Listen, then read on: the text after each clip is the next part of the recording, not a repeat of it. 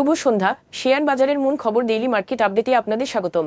সূচক আজ 2.43 পয়েন্ট বা 0.05% সামান্য হ্রাস পেয়ে 5,190 পয়েন্ট হয় এবং বাজার ফ্ল্যাট নোটে শেষ হয়।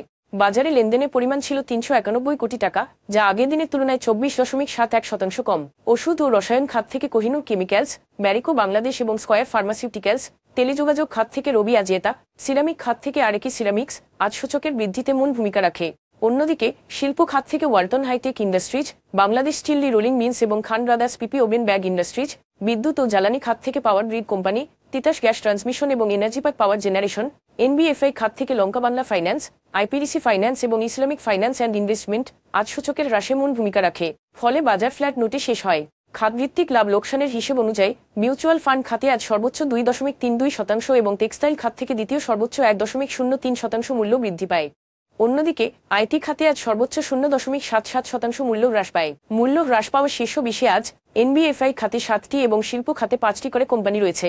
নুরানি ডাইনি and sweater, MRL royal industries এবং অ্যাপোলো ইস্পাত কমপ্লেক্স আজ সর্বোচ্চ লাভ করেছে, যেখানে first finance and investment, Khulna printing and packaging এবং এনার্জি প্যাক পাওয়ার জেনারেশন আজ সর্বোচ্চ মূল্য হারায়। তবে এই শেয়ারগুলোর মূল্য পরিবর্তনের জন্য কোনো মূল্য সংবেদনশীল তথ্য জানা যায়নি।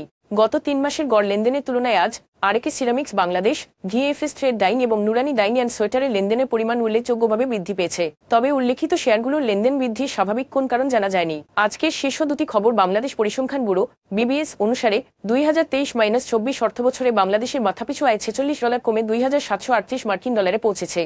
এ নিয়ে টানা 3 বছর ধরে পতনগুলো, যার প্রধান কারণ মার্কিন ডলারের ক্রমবর্ধমান বিনিময় হার। এই সমস্যা মোকাবিলা এবং অর্থনৈতিক স্থিতিশীলতা বজায় রাখার জন্য ব্যাপক অর্থনৈতিক সংস্কারের প্রয়োজন। রাজনৈতিক অস্থিরতা এবং অর্থনৈতিক অনিশ্চয়তার মধ্যে ঋণ পরিশোধের পরিমাণ ছাড়িয়ে যাওয়ার কারণে জুলাই-নভেম্বর অর্থায়নে বাংলাদেশের নির্বৈদেশিক অর্থায়ন আগের বছরের তুলনায় 67% কমেছে। 5 আগস্ট 2024-এ রাজনৈতিক পট পরিবর্তনের পর বাংলাদেশ ব্যাংক $3.3 বিলিয়ন মার্কিন ডলারের অতিরিক্ত বিদেশি ঋণ পরিশোধ করে, যখন আন্তর্জাতিক ঋণদাতারা ঋণের শর্ত কঠোর করে এবং বিতরণ কমিয়ে দেয়। ব্যাপক অস্থিরতা, ব্যবসায়িক প্রতিবন্ধকতা এবং নীতিগত অনিশ্চয়তা এই পতনে আরও অবদান রেখেছে, যা সরকারের বাজেট ঘাটতি এবং অর্থনৈতিক স্থিতিশীলতা বজায় রাখা নিয়ে উদ্বেগ দেখা দিয়েছে। আজ এ পর্যন্তই, ধন্যবাদ।